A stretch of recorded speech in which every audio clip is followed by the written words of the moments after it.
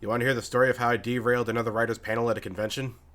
So, I go to this sci-fi convention every year in January called MarsCon. On Saturday, I attended the Get in the Robot panel hosted by H.P Holo, or Eddi Sky as she's also known.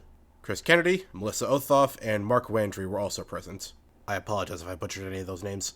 Now, I've never met Eddie, Mark, or Melissa before this, but I have met Chris. You might know him as one of the lead writers for the Four Horsemen series.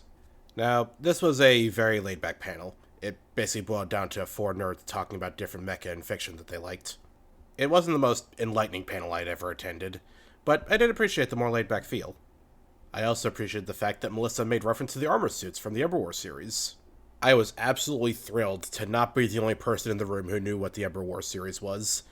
In fact, I might have gotten a bit too excited. But eventually, we got to the questions at the end of the panel. Two people got to ask their questions before me, but then we got around to mine. So, what role do you think tanks would fill in a mech-dominated battlefield?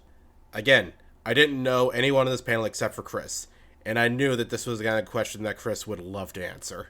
For the next 5 minutes, Chris and Mark went back and forth on the practicality and logistical ramifications for using mechs versus tanks, discussing realism, all the stuff that mil sci-fi nerds like me love. Unfortunately, this did mean that Eddie and Melissa kind of got shafted for the last 5 minutes of the panel.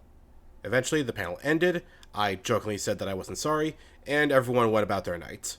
Ever since then, I felt a little bit guilty about my question dominating the last part of the panel. I felt bad that I probably now live forever in Eddie's mind as the tank guy.